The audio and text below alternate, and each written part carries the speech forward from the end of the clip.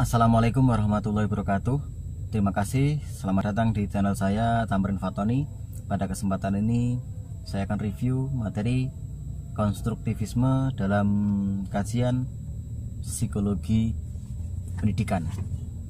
Oke, mari kita kupas satu persatu. Apa itu konstruktivisme? Berasal dari kata konstruktif dan isme. Konstruktif berarti membina, memperbaiki, dan membangun. Jadi bahasanya programmer di pembangunan, bahasanya bagian apa itu, kontraktor. Sedangkan isme yang memiliki arti yaitu paham atau aliran. Jadi konstruktivisme merupakan bagian dari pendekatan dalam psikologi yang berkeyakinan bahwasanya anak dapat membangun pemahaman, siswa dapat membangun pemahaman sendiri dan pengetahuannya terkait dengan dunia dan sekitarnya. Dengan kata lain, anak itu dapat membelajarkan dirinya sendiri melalui pengalamannya, melalui caranya, melalui karakternya. Itu bisa anak itu. Lanjut, ciri-ciri konstruktivisme dalam pendidikan dan pembelajaran. Yang pertama, berbagai materi dan konsep disajikan dalam berbagai perspektif dan konteks. Yang kedua, tujuan pendidikan dan pembelajaran diterapkan bersama oleh siswa dan guru.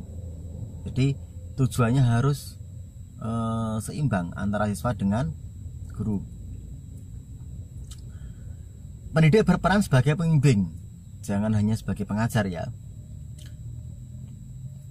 Kemudian siswa harus memegang peranan penting dalam mengontrol dan memediasi proses belajar.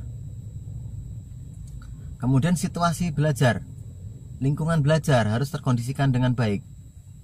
Keterampilannya, isi dan tugas-tugas belajar ini harus terkondisi dengan baik.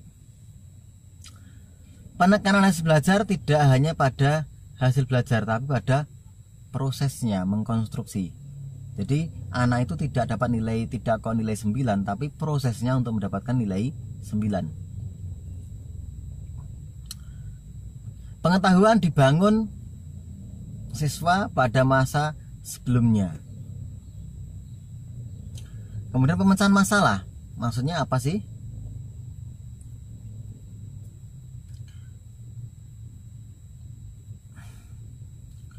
Kemudian kesalahan dipandang sebagai peluang. Jadi yang namanya kesalahan itu sebagai peluang untuk mendapatkan usaha, untuk mencapai apa ya, memahami dan membangun pengetahuan yang baru. Biasa salah itu ya. Kemudian eksplorasi, kemudian siswa diharapkan pada berbagai kesempatan yang memberi peluang untuk mempelajari berbagai pemecahan suatu masalah.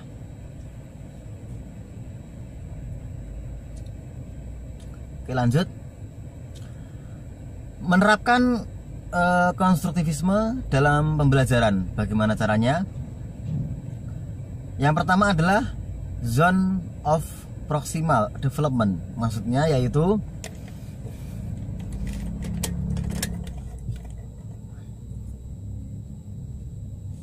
proses pemberian bimbingan kepada siswa berdasarkan pengetahuan dan keterampilan yang telah dimilikinya kepada apa yang harus diketahuinya.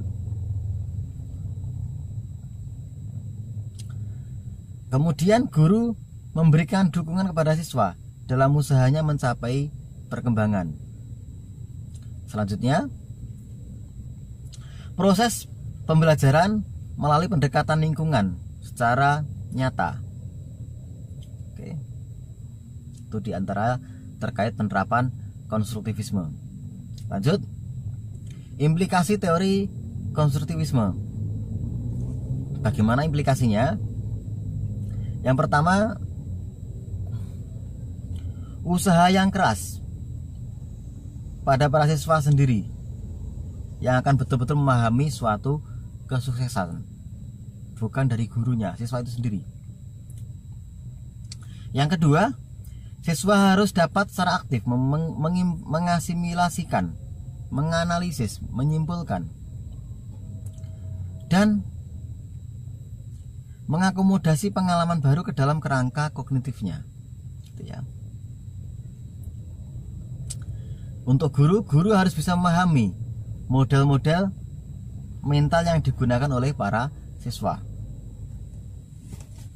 Kemudian siswa perlu mengkonstruksi pemahaman yang mereka sendiri, yang masing-masing bisa mereka pahami tadi.